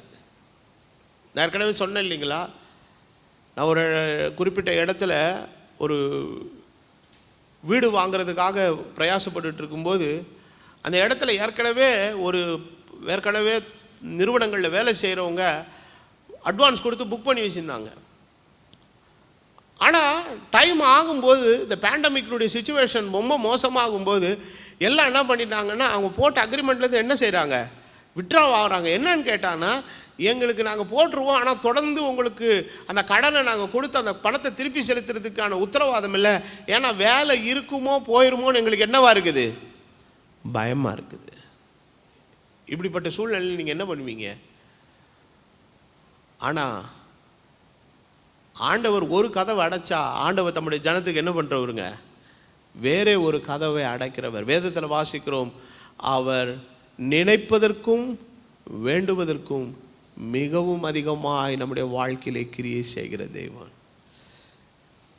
அப்போது ஆண்டவருக்கு, அதாவது நான் ஏற்கனவே அடிக்கடி சொல்கிறது போல், எல்லா விஷயத்துக்கும் இன்றைக்கி உலகம் ஒரு ஃப்ரேமை வச்சுருக்கு, ஒரு ஃப்ரேம் ஃபிக்ஸ் பண்ணியிருக்கு. அந்த ஃப்ரேமுக்குள்ளே ஃபிட்டானா நீ சக்ஸஸ், அந்த ஃப்ரேமுக்குள்ளே நீ ஃபிட் ஆகலையா நீ யார்? சுத்தமாக நீ அவ்வளோதான், நீ தோத்துட்ட லைஃப்பில் அப்படிங்கிறான். நம்மளால என்ன பண்ணுறான்னா, தேவனுடைய சித்தம் என்கிற ஃப்ரேமுக்குள்ளே தன் வாழ்க்கையை பார்க்காம எதை பார்த்துக்கிட்டே இருக்கிறான்? தெருவில் அந்த வீட்டுக்காரன் என்ன பண்ணா, எதிர் வீட்டுக்காரன் என்ன பண்ணா, இந்த வீட்டில் முக்கில் இருக்கவன் என்ன பண்ணான், அவன் என்ன பண்ணான், அவன் எங்கே போனான், அவன் எங்கே இருக்கிறான், அவன் அமெரிக்கா போனானா, அவன் இன்ஜினியரிங் படித்தானா, அதை பண்ணானா, இதை பண்ணானா. இப்படியே இன்றைக்கி உலகத்தில் தன்னை சுற்றி இருக்கிற மக்கள் ஏதோ ஒரு ஃப்ரேம் அவனே உருவாக்கி வச்சுட்டு, this is the success of life அப்படின்னு ஒரு டிசைன் போட்டு வச்சுருக்கான். இதுக்குள்ளே வச்சு பார்க்குறான், என் மூஞ்சி ஃபிட் ஆகுதா? மூஞ்சி ஃபிட் ஆகலையே, அப்போ நீ வாழ்க்கையில் தோத்துட்ட, அவ்வளோதான், சோழி முடிஞ்சது போ அப்படின்னு மூஞ்சி தூக்கி போட்டு உட்காந்துருக்கிறான். அப்படி கிடையாது. எவனெல்லாம் தேவனுடைய சித்தம் என்கிற ஃப்ரேமுக்குள்ளே உட்காந்துருக்கிறானா அவன் தான் வாழ்க்கையில் வெற்றி அடைந்தவன். காரணம், இந்த வெற்றி உலகத்தினால் உண்டானது அல்ல, இவனுடைய சுய திறமையினால் உண்டானதல்ல. இந்த வெற்றியும் ஜெயமும் கர்த்தரிடத்திலிருந்து வந்த ஜெயம்.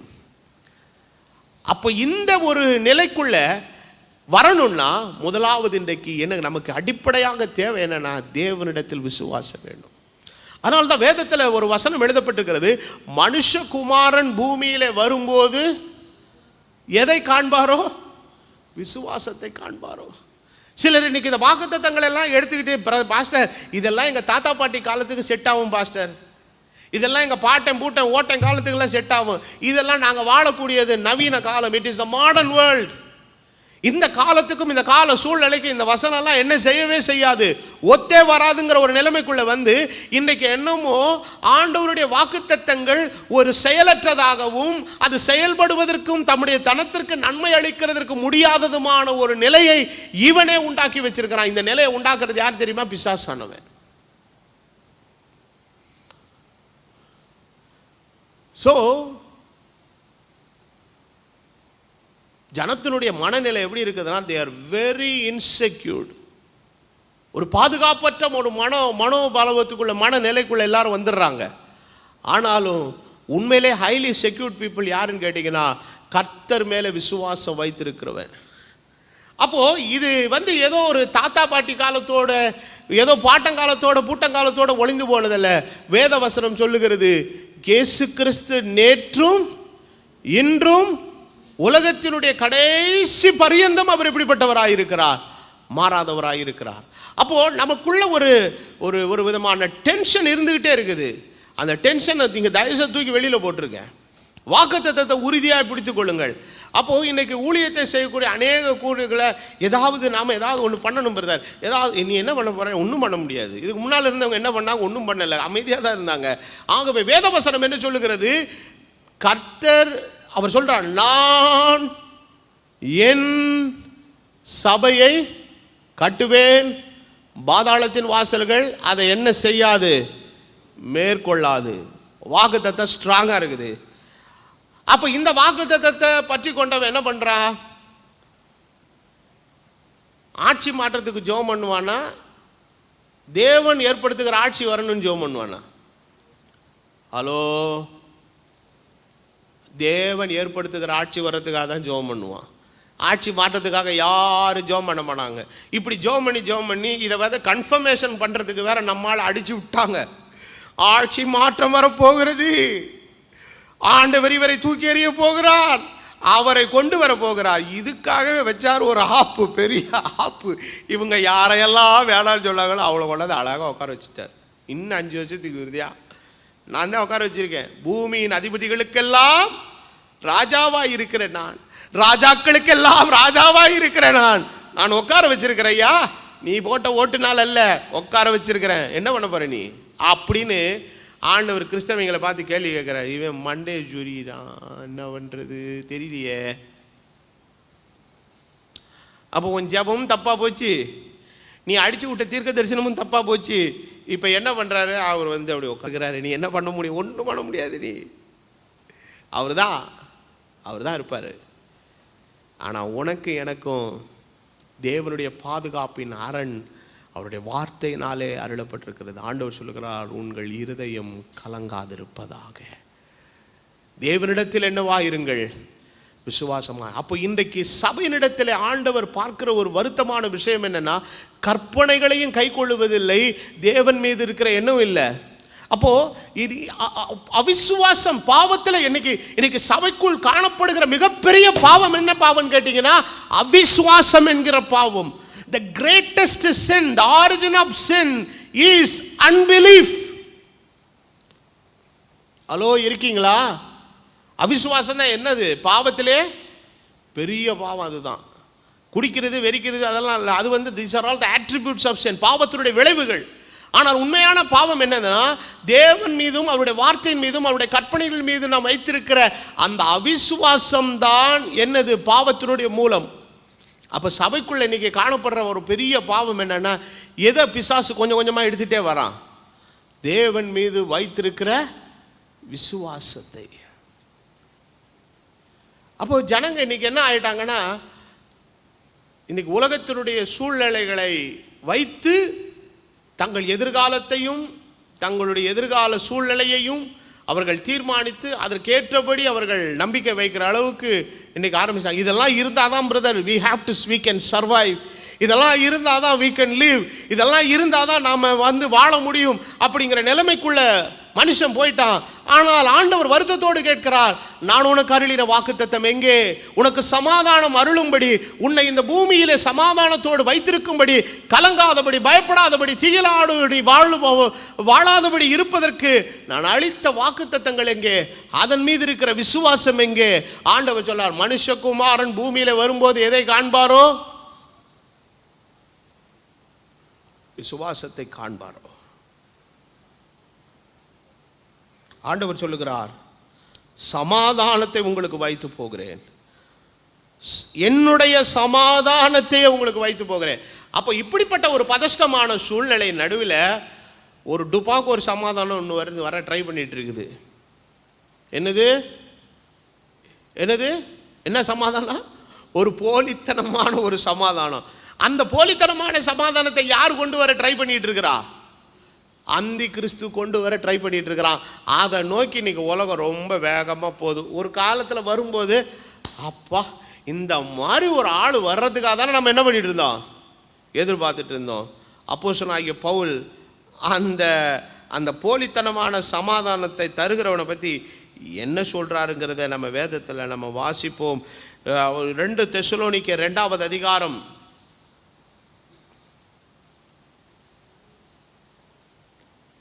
2 தெசலோனிக்கேயர் 2வது அதிகாரம் வேதத்தில் நம்ம வாசிக்கிறோம். 1வது வசனத்திலிருந்து வாசிக்கும் போது, அன்றியும் சகோதரரே, நம்முடைய கர்த்தராகிய இயேசு கிறிஸ்துவின் வருகையையும் நாம் அவரிடத்தில் சேர்க்கப்படுவதை குறித்தும் நான் உங்களுக்கு வேண்டிக் கொள்கிறது என்னவென்றால், ஒரு ஆவியினாலாவது ஒரு வார்த்தையினாலாவது என்னிடத்தில் வந்ததாய் தோன்றுகிற ஒரு நிருபத்திலாவது கிறிஸ்துவனுடைய நாள் சமீபமாக இருக்கிறது என்று உங்களுக்கு சொல்லப்பட்டால் உடனே சஞ்சலப்படாமலும் எப்படி இருங்க? ஐயோ, அந்த வார்த்தையை கொஞ்சம் நல்லா தான் சத்தமாக தான் சொல்லுங்களேன், கலங்காமலும் இருங்கள். அதெல்லாம் தான் ஆண்டவர் சொன்னார், உங்கள் இருதயம் கலங்காது இருப்பதாக. எவ்விதத்திலும் ஒருவனும் உங்களை மோசம் போக்காதபடிக்கு எச்சரிக்கையாயிருங்கள். ஏனென்றில் எது முதல்ல நேரிடுமா? விசுவாச துரோகம் முந்தி நேரிடும். அப்போ விசுவாச துரோகம் உண்மையா நேரிடுற ஒரு நாள் வருது. அப்போ அந்த விசுவாச துரோகம் என்னன்னா, உண்மையாகவே மாம்சத்தில் வெளிப்பட்ட கர்த்தராக இயேசு கிறிஸ்துவின் மீது இருக்கிற விசுவாசத்தை விட்டுட்டு எதை நோக்கி போவாங்க? அந்தி கிறிஸ்துவின் மீது விசுவாசம் வைக்க போவான். அதுதான் இருக்கிறதுலே பெரிய துரோகம். என்ன துரோகம்? அப்போ அவன் சிலுவை, அவன் பெத்லகேமில் பிறக்கவும் இல்லை, அவன் 33 ஆண்டு காலம் வாழவும் இல்லை, அவன் சிலுவைக்கு போகவும் இல்லை, அவன் மரிக்கவும் இல்லை, அவன் ரத்தம் சிந்தவும் இல்லை, அவன் பாடுபடவும் இல்லை, கல்லறையில் அடக்கம் பண்ணப்படவும் இல்லை, அவன் மரித்து அடக்கம் பண்ணப்பட்டு உயிரோடு எழுந்திருக்கவும் இல்லை. அவன் போலியானவன். ஆனால் அவன் ஒரு நாளிலே அவன் தன்னை கிறிஸ்துவாக அடையாளப்படுத்துகிறதற்கு முயற்சிக்கும் போது வேத வசனம் என்ன சொல்லுகிறது? எந்த துரோகம் வருமா? விசுவாச துரோகம். அப்போ இதை அவனை யாருன்னே, இந்த உண்மையான கிறிஸ்து யாருன்னு தெரியாமல் இருக்கிறவன் நம்பிட்டா பரவாயில்ல. விசுவாச துரோகம் என்பது என்ன? ஏற்கனவே உண்மையான தெய்வத்தின் மீது விசுவாசம் வைத்து கைவிடப்பட்டவர்கள் கூட அவனை நம்பி போவாங்க. ஏனென்றால் கூடுமானால் தெரிந்து கொள்ளப்பட்டவர்களை வஞ்சிக்கத்தக்கதாக அவன் என்ன பண்ணுவானா? அற்புதங்களை அடையாளங்களையும் செய்வான். அப்ப வேதவசனம் என்ன சொல்லுகிறது? அந்த விசுவாச துரோகம் வரும் பொழுது கேட்டின் மகனாகிய பாவ மனுஷன் வெளிப்பட்டால் ஒழிய அந்த நாள் வராது. அவன் எதிர்த்து நிற்கிறவனாகியும் தேவன் எனப்படுவது எதுவோ ஆராதிக்கப்படுவது எதுவோ அவை எல்லாவற்றுக்கும் மேலாய் தன்னை உயர்த்துகிறவனாகவும் தேவனுடைய ஆலயத்தில் யார் போல உட்கார்ந்து? தேவன் போல உட்கார்ந்து தன்னைத்தானே என்னவாகவும் காட்டுவானா? தேவன் என்று காட்டுவான். நமக்கு ஒரு தேவன் உண்டு, அவர்தான் கர்த்தராகிய இயேசு கிறிஸ்து. இயேசு கிறிஸ்துவே மெய்யான தேவனும் நித்திய ஜீவனுமாயிருக்கிறார். இயேசு கிறிஸ்துவே மெய்யான தேவனும் நித்திய ஜீவனுமாயிருக்கிறார். அவர்தான் வாக்குத்தத்தம் பண்ணி இருக்கிறார், உங்கள் இருதயம் கலங்காதிருப்பதாக உங்களுக்காக ஒரு ஸ்தலத்தை ஆயத்தம் பண்ணுகிறேன், என்னுடைய சமாதானத்தை நான் உங்களுக்கு வைத்து போகிறேன். இந்த போலித்தனமான மனுஷர்கள் எழுப்பி தருகிற போலித்தனமான சமாதானத்தை அல்ல, மெய்யான சமாதானத்தை, பரிசுத்தாவினால் அருளப்படுகிற சமாதானத்தை, வாக்குத்தத்தங்களால் உண்டாயிருக்கிற சமாதானத்தை உங்களுக்காக வருவேன் என்று சொல்லி இருக்கிற அந்த உறுதியான வாக்குத்தத்தம் வேதத்தில் வாசனம் உண்டு. உறுதியான தீர்க்க தரிசன வசனங்கள் நமக்கு உண்டு.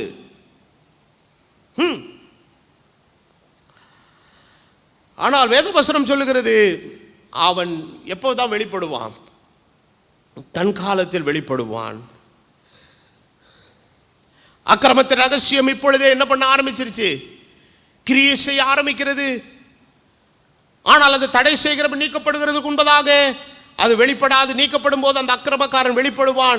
அவனை கர்த்தர் தமது நாசின் சுவாசத்தினால் அழித்து தம்முடைய வருகையின் பிரசன்னத்தினாலே அவனை என்ன பண்ணுவார்? நாசம் பண்ணுவார்.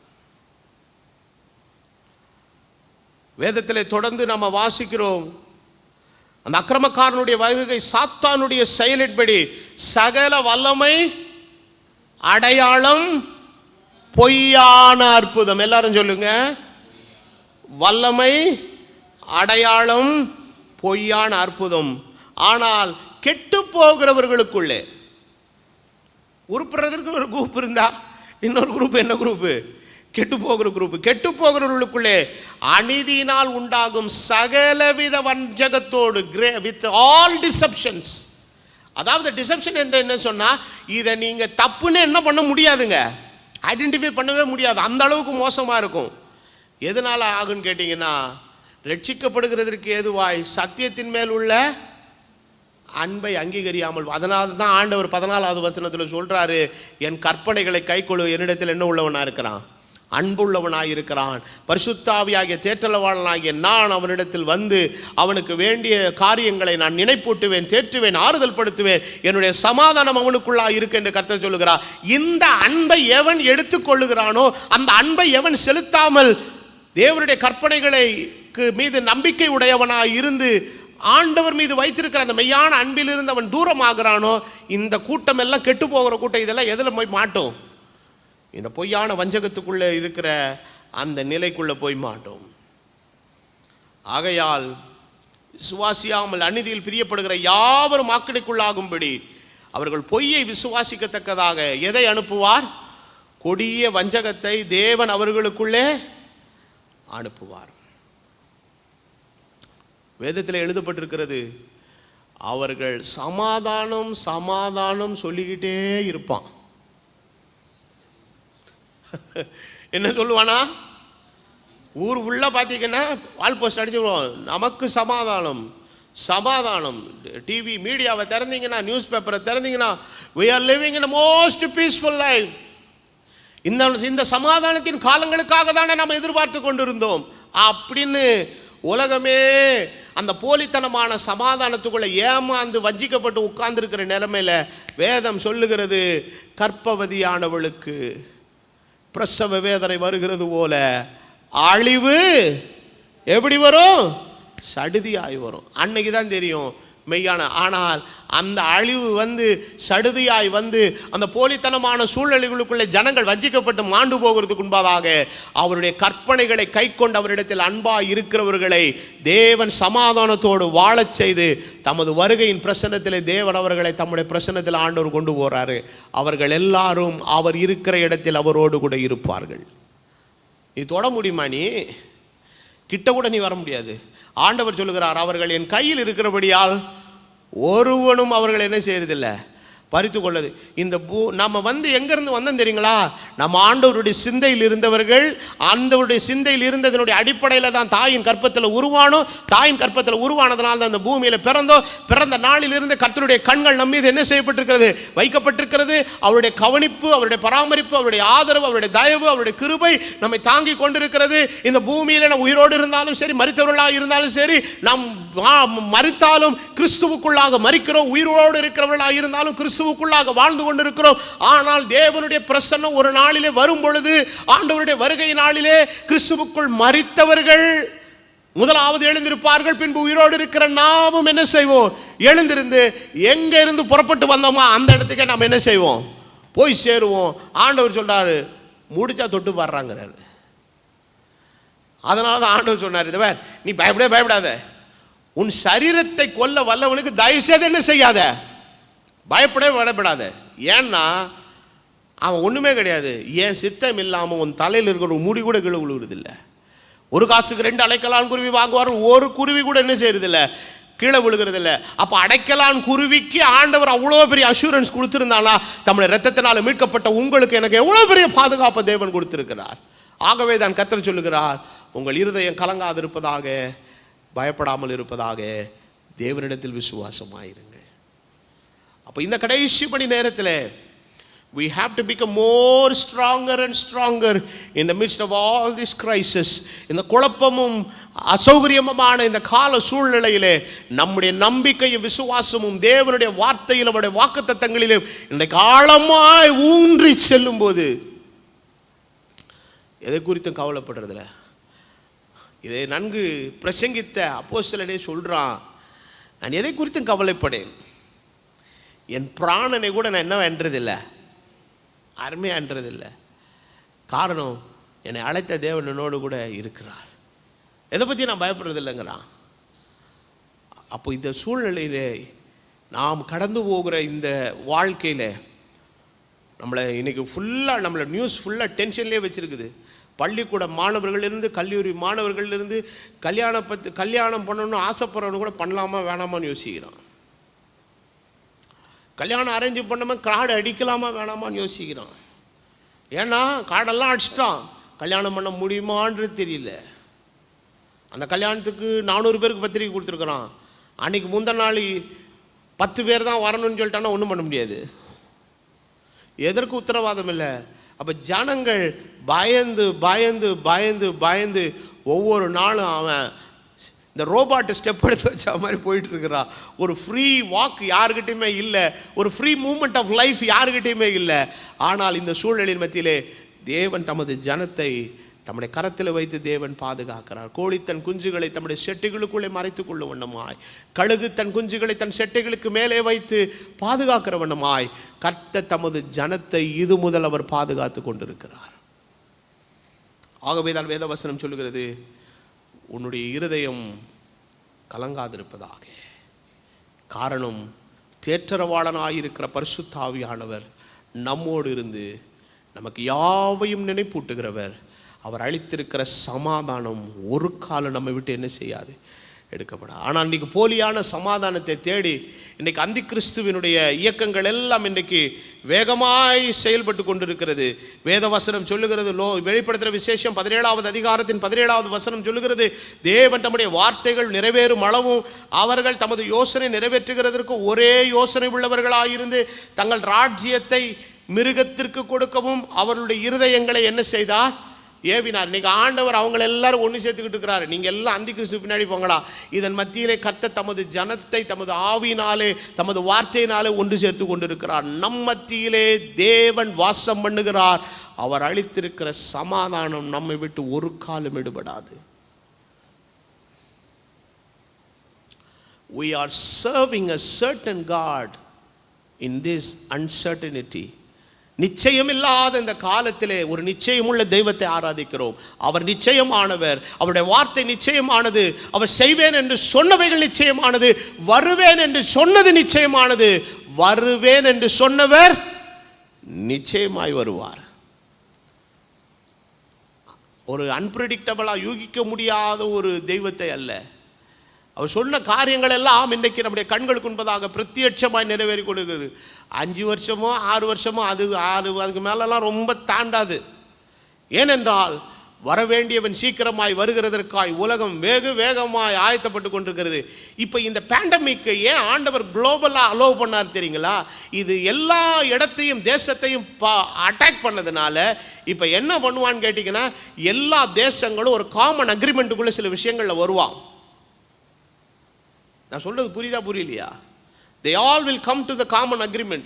அந்த அக்ரிமெண்ட்டுக்குள்ளே வரும்போது சில விஷயங்களை அவன் பொதுவாக செயல்படுத்துகிறதற்காக நடைமுறைப்படுத்துகிறதற்கான ஒரு சூழ்நிலைகளை சட்டங்களை எல்லாம் வகையறுக்கும் போது இது கடைசியில் யாருக்கு சாதகமாக இருக்கும் தெரியுமா? வரப்போகிற அந்தி கிறிஸ்துவுக்கு சாதகமாக அமையும். இவன் போடுற சட்டமும் சாதகமாக அமையும், இவன் ஏற்படுத்துகிற புரிந்துணர்வு ஒப்பந்தங்களும் சாதகமாக அமையும். இதை தாண்டி இவன் கண்டுபிடிக்கிற சில தொழில்நுட்பங்களும் அதற்கு சாதகமாக அமையும். முதல்ல ஒரு வேக்சின் போடுறான்னா, அப்புறம் 2 டோஸ் போடுன்னா, இப்போ கேட்டால் என்ன கொள்றானா, பூஸ்டர் டோஸ் போடுறா, அப்புறம் இன்னும் கொஞ்ச நாள் கழித்து ஹார்லிக்ஸ் டோஸ் போடுன்னுவான், அப்புறம் இன்னும் கொஞ்ச நாள் கழித்து அந்த டோஸ் போடு. அப்போ வாழ்க்கை ஃபுல்லாக இவனுக்கு கேட்க டோஸ் போட்டுக்கிட்டே இருக்கணும். இப்போ எத்தனை டோஸுக்கு அன்னைக்கு ஒருத்தர் வாட்ஸ்அப்பில் போட்டிருந்தாரு, என்னன்னா 2 டோஸ் போட்டதுக்கான ஆதாரம் வேணும். ஒரு டிஷர்ட்லேயே பிரிண்ட் பண்ணிட்டு வந்தான். முதல் பக்கத்தில் முதல் டோஸ் போட்டதுக்கான ஆதாரம், அப்படியே டிஷர்ட்டில் ஃபுல் பிரிண்ட்டு, பேக் சைடில் 2வது டோஸ் போட்டதுக்கு பிரிண்ட்டு. ஒரு இடத்துல போகிறான், நீங்கள் கொரோனா தடுப்பூசி போட்டிருக்கிறீங்களான்னா அதுக்கு கேட்குறான், இது ஒரு டோஸ் இது ஒரு டோஸ் அப்படின்னு காட்டிட்டு போயிட்டே இருக்கிறான். சிரிக்கிறானுங்க எல்லாரும். அட உண்மையிலே போட்டிருக்கிறாங்க. அவன் எத்தனை இடத்துல இந்த பேப்பரை தூக்கிட்டு அலைய முடியும்? இன்னும் கொஞ்ச நாள் ஆன உடனே என்ன தெரியுமா பார்ப்பான், இது எப்படி இந்த பேப்பரை எப்படி நம்புறது? நம்ம ஊரில் ஒரு அட்டை ஒரு பேப்பரில் ஒரு பிரிண்ட் அவுட் எடுத்து கொடுக்குறான், இதுதான் நீ ஊசி போட்டதுக்கு ஆதாரம்னு. இந்த பேப்பரை எப்படி நம்புறது? யூகேல இருக்கிறவன் ஒரு மாதிரி பார்க்குறான், யூஎஸில் இருக்கிறவன் பார்க்குறான், உலகம் ஃபுல்லாக என்ன பண்ணணும் தெரியுமா?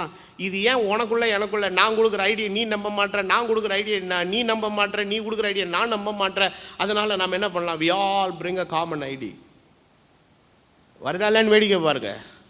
அதுக்கான வேலை வேகமாக நடந்துகிட்டு இருக்குது. இப்போ கடைசியில் எப்படி தெரியுமா கொண்டு வருவான், நீங்கள் எல்லாரும் தடுப்பூசி போட்டிருக்கிறீங்களான்னு தெரியறதுக்கு காமன் ஐடி ஒன்று வேக்சின்லேயே உள்ளே ஏற்றிடுவான். நீங்கள் எந்த பேப்பரை வச்சுக்கிட்டும் போக வேணாம், நீங்கள் அந்த சென்சார் அப்படி கிராஸ் பண்ணி போனால் பிக்கு நடிக்க, அவ்வளோதான் முடிஞ்சிச்சு, போன்றுவான். இது வேக்சினுக்காக கண்டுபிடிக்கப்பட்ட தொழில்நுட்பமாக இருந்தாலும் வரப்போகிற அந்த அக்கிரமக்காரனுக்கு அது போடப்படுகிற ஒரு கருப்பு கம்பள விரிப்பு என்பதை மறந்து விடாதீர்கள். உலகம் அரசியல் ரீதியாகவும் புரிந்துணர்வு ஒப்பந்தத்தின் அடிப்படையிலையும் தொழில்நுட்பத்தின் அடிப்படையிலையும் வரவேண்டியவன் சீக்கிரம் வருகிறதற்காய் அது எல்லா ஏற்பாடுகளை அது அறியாமலே செய்து கொண்டிருக்கிறது. காரணம், அத்தனை பேருடைய மண்டைக்குள்ளையும் ஏறி இவதை செய்ய வைத்து கொண்டிருக்கிறவர் கர்த்தர். காரணம், அவருடைய வார்த்தை நிறைவேற வேண்டும். இந்த போலித்தனமும் இந்த மோசமுமான ஒரு சூழ்நிலை மத்தியிலே தேவனுடைய ஜனம் இதை நீ பார்ப்பதை விட்டுவிட்டு கர்த்தர் தந்த வார்த்தையை பார், அவர் மீது விசுவாசம் வை. ஆகவே வருவேன் என்று சொன்னவர் வருவார். அது வரைக்கும் இந்த பூமியிலே உனக்கு சமாதானம் உண்டு. தேவனுடைய சபைக்கு தேவன் அருளி இருக்கிற சமாதானத்தை எடுத்து போட ஒருவனுக்கும் அதிகாரம் இல்லை. ஸ்தாபனங்கள் சமாதானத்தை அடைய வேறு வழியாய் முயன்று கொண்டிருக்கிறது. மிகப்பெரிய சபை அமைப்புகள் அந்த சமாதானத்தை பெற வேறு வழியாய் முயன்று கொண்டிருக்கிறது. யாரிடத்தில் போய் பேசலாம்? யாருக்காக நாம் பேசலாம்? இந்தியாவில் திடீர்னு வெளிநாட்டு நிதிகள்லாம் வரக்கூடாதுன்னு சொல்லி போட்ட சட்டம் இன்றைக்கு உலக அளவில் பெரிய பரபரப்பாக பேசப்படுகிறது. கடந்த சில வாரங்களுக்கு முன்பதாக இங்கிலாந்து பாராளுமன்றத்தில் அது பெரிய விவாத பொருளாக மாறி இருக்குது. உடனே நம்ம எல்லாருக்கும் சில பேருக்குலாம் ரொம்ப சந்தோஷம், இங்கிலாந்துலேயே பேசிட்டாங்கப்பா, அப்போ அவங்க ஏதாவது பேசி ஏதாவது ஒரு வழி பண்ணுவாங்க. யாரும் ஒன்றும் பண்ண மாட்டான். நீ லைசன்ஸ் கொடுத்தா கொடு, நீ கொடுக்கலாம் போ, நீ என்னென்ன பண்ணிட்டு போ. தேவன் தமது ஆளுகையை தமது சபையிலே ஸ்தாபித்திருக்கிறார். அவருடைய ராஜரீகம் என்னை மாத்திரமல்ல சர்வத்தையும் ஆண்டு கொண்டிருக்கிறது. ஆகவே அவருடைய வாக்குத்தத்தங்களை நம்புகிற ஜனம், அவருடைய கிருபையை நம்புகிற ஜனம், அவருடைய வார்த்தையை நம்புகிற ஜனம் தேவனுடைய கரத்திலிருந்து போலியான சமாதானத்தை அல்ல, என்ன சமாதானத்தை? மெய்யான சமாதானத்தை. ஆனால் ஒரு விஷயத்தை நீங்கள் நல்லா விளங்கிக்கணும், இந்த சமாதானத்தை யார் என்ன பண்ண முடியாதான்? எடுத்து போட முடியாது. எடுத்து போடுற மாதிரி ஏதோ ஒன்று இருக்குதுன்னா அது முதல்ல யாருக்கிட்டேருந்து வந்தது கிடையாது. நேற்று வரைக்கும் ஒரு மாதிரி பீஸ்ஃபுல்லாக இருந்த பிரதர், இன்றைக்கி ஒரு மாதிரி இருக்குது பிரதர்னா, அது நீ நேற்று நீ வச்சுருந்தது வேற எங்கேருந்து வந்தது. ஆனால் நேற்றும் இருந்தது பிரதர். நேற்று காலையில் 4 இட்லியும் கெட்டி சட்னி சாப்பிட்டேன் பிரதர். நேற்று மத்தியானம் ஒரு 1/2 பிளேட் பிரியாணி சாப்பிட்டேன் பிரதர். ஆனால் இன்றைக்கி காலையில் எனக்கு கஞ்சிக்கே வழியில் பிரதர். ஆனால் அந்த 1/2 பிளேட் பிரியாணி சாப்பிடும்போதும் இந்த சமாதானம் இருந்தது. இந்த காலை வேளையில் அந்த சமாதான இடத்தில் இருக்கிறது என்று சொல்லுகிறான் அல்லவா?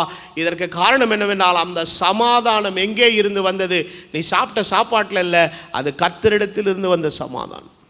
இருக்குதோ இல்லையோ, நல்லதோ கெட்டதோ, தீமையோ நன்மையோ, இருளோ வெளிச்சமோ, எதுவானாலும் தேவன் அளித்த அந்த மெய்யான சமாதானம் உன்னை விட்டு எடுத்து போட இந்த உலகத்தில் எந்த சக்திக்கு அதிகாரம் இல்லை.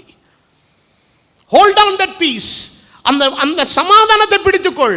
அது எங்கே இருக்கிறது என்று சொன்னால் அவருடைய கற்பனைகளை கை கொண்டு அவரிடத்தில் அன்பா இருக்கிறவனுக்கு மாத்திரமே அது தேவனால் அள்ளப்படுக. அப்ப யார் கற்பனைகளை கை கொண்டு அவரிடத்தில் அன்பா இருக்கிறானா அவன் தான் கிறிஸ்துவின் மனவாட்டி. கிறிஸ்துவுக்காக தன்னை அர்ப்பணித்தவன், கிறிஸ்துவுக்காக தன்னை ஒப்பு கொடுத்தவன், கிறிஸ்துவுக்காக மாத்திரம் வாழ்வேன் என்று தன் ஜீவியத்தை அவன் தியாகம் செய்திருக்கிறவன். இந்த கால வேளையில் தேவனுடைய சமூகத்தில் வந்திருக்கிற நமக்கு ஆண்டவர் தருகிற ஒரு தெய்வீக ஆலோசனை, உங்கள் இருதயம் கலங்காதிருப்பதாக, பயப்படாதிருப்பதாக. உங்களுக்காக ஒரு ஸ்தலத்தை ஆயத்தம் பண்ணுகிறேன் என்று சொன்னவர் போய் அவர் எல்லாம் ஆயத்தம் பண்ணி முடிச்சிட்டாரு. இஸ்ரவேல் சுதந்திரம் பண்ணுகிற காலத்திலே அவர் என்ன பண்ணுறாருன்னா அதர் வாசற்படியிலே நின்று கொண்டிருக்கிறார். அவர் சீக்கிரமாக நம்ம அழைத்து கொண்டு வரப்போகிறார். அதுவரையிலையும் உங்களுக்கு இந்த பூமியிலே தேவனால் வாக்குத்தத்தம் பண்ணப்பட்ட சமாதானம் உறுதி செய்யப்பட்டிருக்கிறது. உலகம் தருகிற சமாதானம் அல்ல, அது சமாதானம் சமாதானம் என்று சொல்லி கொண்டிருக்கும் போது கர்ப்பவதி ஆடுவளுக்கு பிரசவ வலி வருகிறது போல அழிவு சடுதியாய் உலகத்தை நோக்கி வருகிறது. ஆனால் தேவனுடைய ஜனத்திற்கோ மெய்யான சமாதானம் இருக்கிறது. நம்மை நோக்கி வருவது அழிவு அல்ல, நம்மை நோக்கி வருவது கர்த்தருடைய வருகை. அந்த வருகையிலே நாம் எல்லாரும் எடுத்துக்கொள்ளப்பட்டு அவருடைய சமூகத்தில் போய் சேருகிற ஒரு பாக்கியமான நாளுக்காக கர்த்தர் நம்மை ஆயத்தப்படுத்தி கொண்டிருக்கிறார். இந்த கிருபையையும் பாக்கியத்தையும் கர்த்தர் ஒவ்வொருவருக்கும் நமக்கு தருவாராக என்று சொல்லி வேத வாக்கியங்களை நிறைவு செய்கிறேன். உங்கள் இருதயம் கலங்காமலும் பயப்படாமலும் இருப்பதாக. சமாதானத்தோடு வாழ்வோம், தேவன் மீது விசுவாசமுடையவர்களாக இருப்போம். வாக்குத்தத்தம் பண்ணின இயேசு கிறிஸ்து உங்களை அழைத்து கொண்டு போக சீக்கிரமாய் வருகிறார். இந்த கிருபையுள்ள வார்த்தை உங்கள் அனைவரோடு கூட இருந்து உங்களுக்கு ஆறுதல் செய்வதாக. நாம் யாவரும் எழும்பி நின்று ஜெபம் பண்ணுவோம். கோழி தன் குஞ்சுகளை சிறகின் கீழே மறைப்பது போல், கழுகு தன் குஞ்சுகளை சிறகின் மேலே சுமப்பது போல், கோழி தன் குஞ்சுகளை சிறகின் கீழே மறைப்பது போல், கழுகு தன் குஞ்சுகள் சிறகின் மேலே சுமப்பது போல், என்னில்லா ஏராள நன்மை சொல்லியோ சொல்லியோ தீராவோ கிருபைகள், என்னில்லா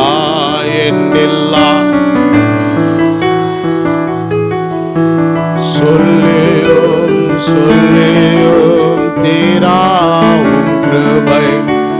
நன்றி இயேசுவே, நன்றி இயேசுவே, நீ செய்த நன்மைகள் 1000 நன்றி. நன்றி இயேசுவே, நன்றி இயேசுவே, நீ செய்த நன்மைகள்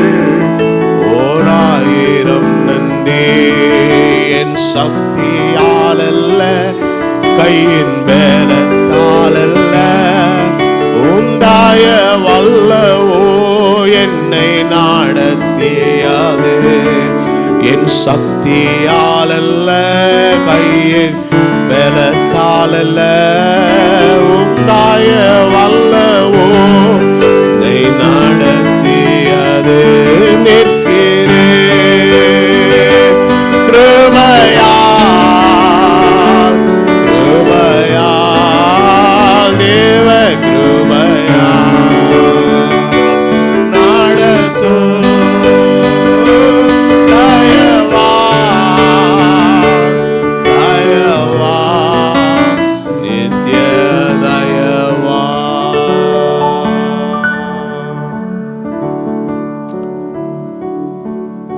எங்கள் நல்ல பிதாவே, நீர் இந்த காலை பொழுதில் எங்களுக்கு தந்த உம்முடைய பலனுள்ள வார்த்தைகளுக்காக நன்றி செலுத்துகிறோம். எங்களுக்காக ஒரு ஸ்தலத்தை ஆயத்தம் பண்ணி எங்களை அழைத்து கொண்டு போக சீக்கிரம் வருவேன் என்று சொன்னவர், இந்த உலகத்தில் உள்ள தீமையான காரியங்கள் நம்முடைய ஜனத்தை எவ்வளவாய் கலங்க பண்ணும், பயப்படுத்துதலான சூழ்நிலையை உண்டாக்கும் என்பதை முன்னறிந்த தெய்வம், நீர் அவைகளை முன்னதாக நீர் அறித்து கொடுத்ததற்காக உமக்கு ஸ்தோத்திரம். பரிசுத்தாவினால் உண்டாகிற தேற்றரவு உம்முடைய வாக்குத்தத்தங்கள் எங்களுக்கு நினைப்பூட்டுகிறது. உம்முடைய கற்பனைகளை கை கொள்ளுவதனால் உம்மிடத்தில் வைத்திருக்கிற அந்த மெய்யான அன்பு உம்மை யார் என்பதை எங்களுக்கு வெளிப்படுத்துகிறது. ஆண்டவரே, இப்படிப்பட்ட எங்களுக்கு உம்முடைய தெய்வீக சமாதானத்தை நீர் வாக்குத்தத்தம் பண்ணி இருக்கிறீர். ரட்சிக்கப்படுவதற்கு ஏதுவான சத்தியத்தின் மேல் உள்ள அன்பை அநேகர் இன்றைக்கு அங்கீகரியாமல் பதஷ்டத்தோடு பயத்தோடு வாழ்ந்து கொண்டிருக்கிற இந்த சூழ்நிலையிலே, ரட்சிக்கப்படுவதற்கு ஏதுவாய் சத்தியத்தின் மேலே நாங்கள் நம்பிக்கை வைத்து அந்த அன்பை கீழ்ப்படிதல் மூலமாய் வெளிப்படுத்துகிற எங்களுக்கு உம்முடைய சமாதானம் நிச்சயம் உண்டு என்பதை நாங்கள் நம்புகிறோம், விசுவாசிக்கிறோம். அதை தொடர்ந்து நீர் எங்களுக்கு அருள உம்முடைய கரத்தில் நாங்கள் வேண்டுதல் செய்கிறோம். உலகம் கொடுக்கிறபடி அல்ல ஆண்டவரே, உலகம் கொடுக்கக்கூடாது எடுக்கக்கூடாதுமான நிலை நீர் தருகிறீர். அதை எடுத்து போட ஒருவனாலும் முடியாது என்பதை நாங்கள் அறிந்திருக்கிறோம். உம்முடைய வருகை மட்டும் நீர் வாக்குத்தத்தப்படின சமாதானம் எங்களை ஆட்கொள்ள உம்முடைய கரத்திலே நாங்கள் வேண்டுதல் செய்கிறோம். வலுவாதபடி நீர் எங்களை காத்துக்கொள்ளும்.